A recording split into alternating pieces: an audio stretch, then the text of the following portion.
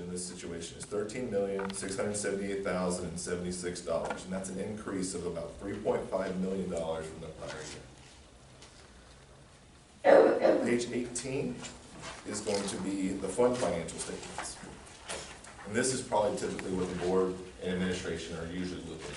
These are going to be where you're budgeting. These are going to be your day-to-day operations. So these statements present all the district funds and classifies them as either major or non-major. General fund is always a major fund, and each year, depending on the expenditures and revenues of the district, other funds may end up being major as well. In this year, debt service fund was also a major fund, and all the other funds are combined together in the third column, where it's kind of a catch-all for all the other remaining funds. Those other funds are going to be your Title I, your Title II, your various different special revenue type funds. So, when you look at the financial statements of a district, the good health indicator of the district is whether or not fund balance is increasing. That basically means that the district is operating within its means and putting some away for future expenditures, for operating costs, maybe some projects that are planned on. So the general, going over the first column, the general fund reported revenues of $33.2 million and had expenditures of $32.2 million. There were some other financing sources in there. Those included some sale of some real estate, as well as an operating loan of $749,000. And an ending fund balance was $9.3 million. And that's an increase of $1.8 million, or 13% from the prior year. As Lindsay mentioned, that did achieve some different board set parameters as far as getting operating fund balance up over a certain threshold. Debt service fund, which I mentioned was a major fund this year, revenues there were $5.6 million.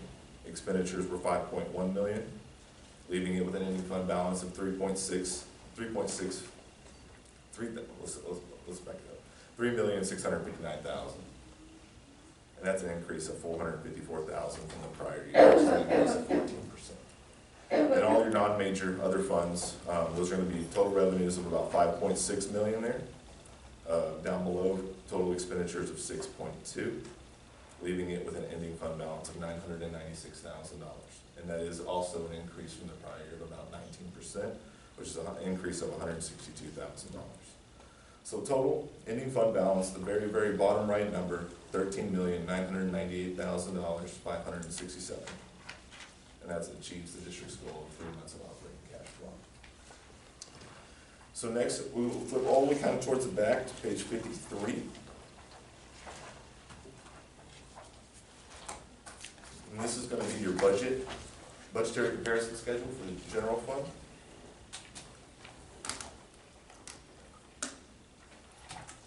So the first column has the original budget, and the second column has the final amended budget, and it shows all the different amendments that were made throughout the year.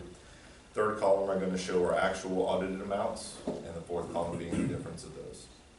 So as you can see, although total revenues were $659,000 less than what was originally anticipated, the district's budget control had expenditures that were $1,718,367 less than what was budgeted. So giving it overall a change in fund balance of $1.8 million. And so the district was, however, under budget on 17 of the 19 functions. And as you can see, it was over budget in 2 functions. Function 13 was over budget by $19,872. And down about midway through the page, function 71 was under budgeted by $24,200. Both of those over expenditures ended up becoming were under budget because of some year-end payables that came after year-end was closed. So some of that stuff is unfortunately tough to control, even with really strong budgetary things. People get invoices last minute, happens sometimes, so they understand that. Page 72 is the same type of schedule, but for the child nutrition program.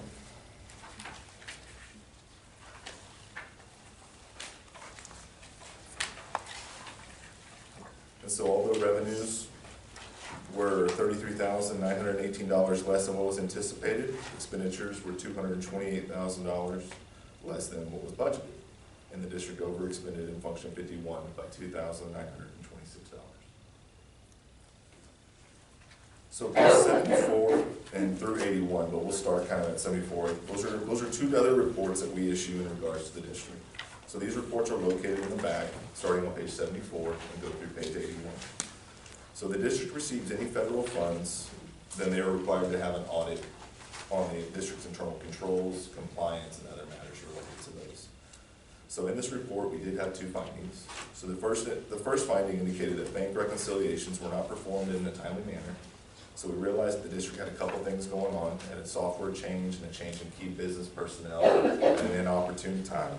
But we do consider this a significant deficiency because it doesn't allow the board and management to make timely decisions if those bank reconciliations aren't being performed in the right manner. You don't have the most accurate information. So it could lead to possibly making some decisions that otherwise may not have, but we do feel like that that management's fully aware of the importance of those and has taken action to change policies to make sure those are done in a more timely manner. And the second finding is a repeat finding from last year. So at various times during the year, the district had deposits that were not adequately secured by the pledged securities of the depository institution. So the depository institution is required to pledge adequate securities to cover all district deposits. And so there's several times during the year, which basically there was funds at the bank that the bank did not have fully collateralized. It's a repeat finding from the prior year, and we did note that there was significant progress made. And the bank does make it fair, they're very transparent about it. And so, you know, we've talked with Lindsay and staff and everything like that, of trying to how to mitigate that in the future.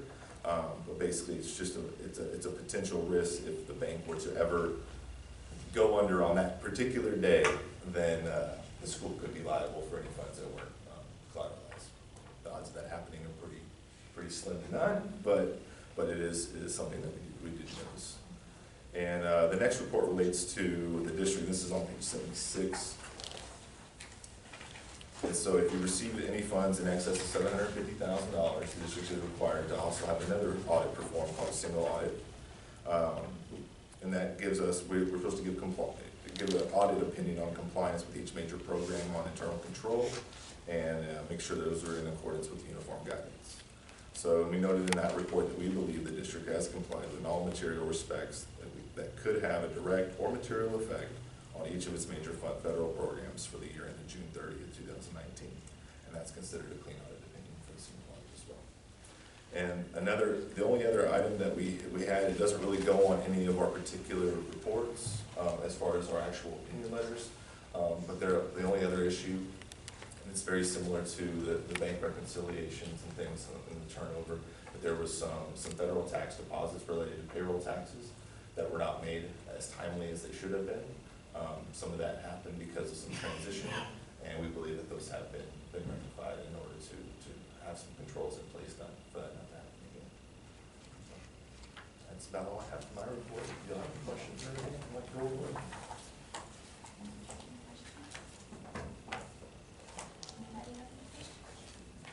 Lindsay, have we talked to Wells Fargo about We that? have. I know that happened last year too. Right, and in the previous year, it happened 15 times, this past year it was 7.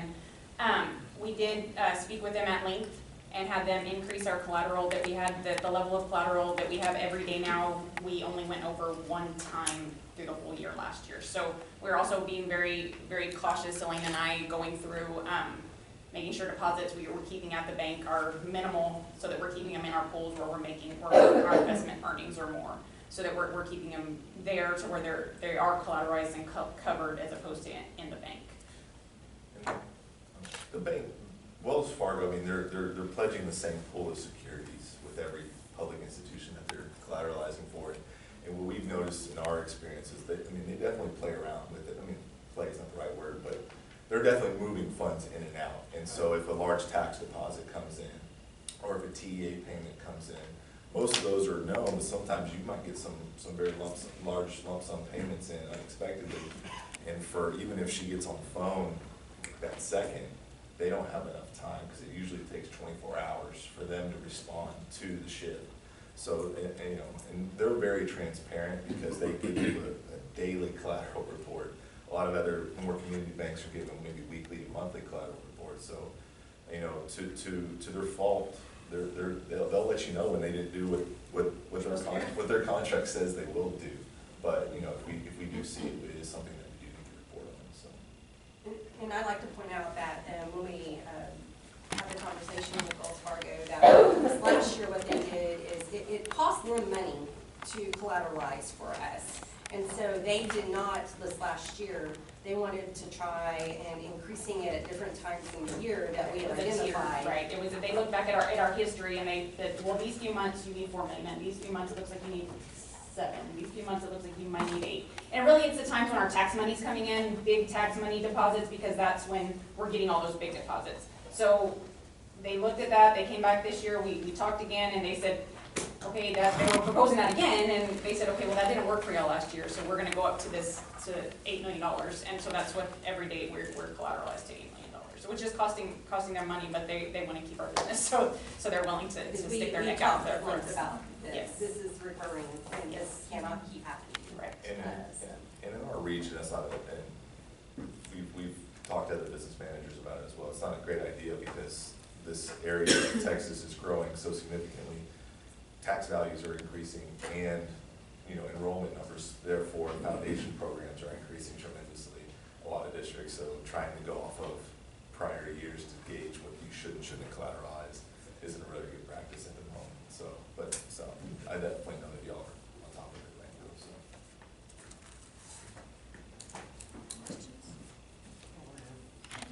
Thank you guys. Okay, well, if there are no other questions, then administration recommends the board approve the 2018-2019 audit as presented by Coleman Horton and Company LLC. Madam President, I accept administration recommendation.